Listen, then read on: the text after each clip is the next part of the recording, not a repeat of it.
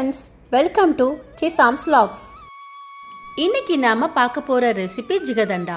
இந்த ஜிகதண்டா இந்த சம்மருக்கு ரொம்பவே தேவையான ஒரு ட்ரிங்க்குங்க. ஏன் அப்படி சொல்றேன்னா, நம்ம பாடியை நல்லா கூல் ஆக்கணும் அப்படின்னா இந்த ஜிகதண்டாவை எடுத்துக்கோங்க. நம்ம இதில் சேர்த்துருக்க அந்த பாதாம் பிசின் ரொம்ப நல்லது. அதுதாங்க நம்ம பாடி நல்லா கூலாக்குது. அது மட்டும் இல்லாமல் இதில் நம்ம ஐஸ்கிரீம்லாம் சேர்க்கறதுனால குழந்தைகளும் ரொம்ப விரும்பி சாப்பிடுவாங்க. கண்டிப்பாக ட்ரை பண்ணி பாருங்கள். இப்போ வாங்க நம்ம போய் சூப்பராக எப்படி செய்யலான்றதை பார்க்கலாமா? ஃபஸ்ட்டு நம்ம இந்த பாதாம் பிசினை ஊற வைக்கணும். கடையில் கேட்டிங்கன்னா இந்த மாதிரி பாக்கெட்டில் கிடைக்கும். இன்றைக்கி நான் இதை ஒரு பாதி பாக்கெட் அளவுக்கு நான் ஒரு பவுலில் போட்டு அது மூழ்கிற அளவுக்கு தண்ணி ஊற்றி ஊற வச்சிடுறேங்க. ஒரு நாள் நைட்டு ஃபுல்லாக நல்லா ஊறட்டும். இது பார்க்க ரொம்ப குட்டியாக இருக்குது. இது ஊறி வெளியே வரும்போது நம்மளோட குவான்டிட்டி நிறையா வரும். இப்போ நீங்கள் நிறைய செஞ்சிட்டிங்க அப்படின்னா மிச்சம் இருக்குது அப்படின்னா நீங்கள் இதை ஸ்டோர் பண்ணி ஒரு வாரம் வரைக்கும் நீங்கள் ஃப்ரிட்ஜில் வச்சுக்கலாங்க. எப்போல்லாம் நீங்கள் ஜிகதண்டா செய்கிறீங்களோ அப்போ நீங்கள் இதை எடுத்து போட்டு செஞ்சுக்கலாம். ஜிகதண்டாக்கு மட்டும் இல்லைங்க, நீங்கள் நார்மலாக எந்த ஜூஸ் செஞ்சாலும் இந்த பாதாம் பிசினை யூஸ் பண்ணிக்கோங்க.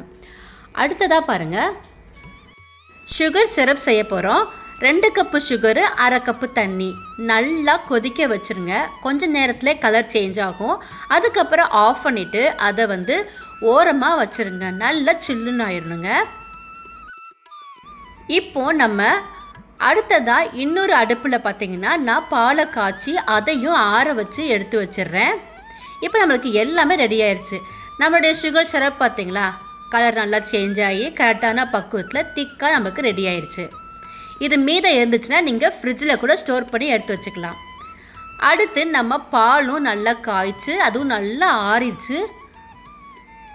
அதுக்கப்புறம் இந்த ஜிகதண்டாக்கு வெண்ணிலா ஐஸ்கிரீம் தாங்க ரொம்பவே நல்லாயிருக்கும். அதுவும் எடுத்து வச்சுருக்கேன்.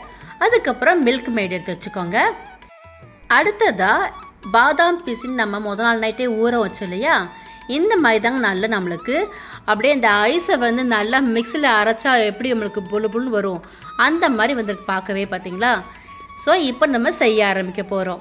ஃபஸ்ட்டு ஒரு கிளாஸில் 2 ஸ்பூன் அளவுக்கு நம்ம இந்த பாதாம் பிசின் சேர்த்துக்கலாம். அதுக்கப்புறம் 1 டேபிள் ஸ்பூன் அளவுக்கு மில்க் மெய்ட் சேர்த்துக்கோங்க. மில்க் மெய்டு ரொம்ப பிடிச்சவங்களுக்கு நீங்கள் எக்ஸ்ட்ரா கூட சேர்த்துக்கலாம், அது உங்களுடைய விருப்பம் தாங்க. அதுக்கப்புறமா நம்ம சுகர் சிரப் சேர்க்க போகிறோம். நான் 3 டேபிள் ஸ்பூன் அளவுக்கு சுகர் சிரப் சேர்த்துக்கிறேன். அடுத்ததாக நம்ம ஐஸ் க்யூப் சேர்த்துக்கலாம். சேர்த்துட்டு இப்போ நம்ம பால் ஊற்ற போகிறோம். நம்மளுக்கு எவ்வளோ தேவையோ அந்தளவுக்கு நீங்கள் பால் சேர்த்துக்கோங்க. கடைசியாக நம்ம வெண்ணிலா ஐஸ்கிரீமை சேர்த்துட்டோம் அப்படின்னா நம்மளுடைய ஜிகதண்டா ரெடி ஆயிடுச்சு.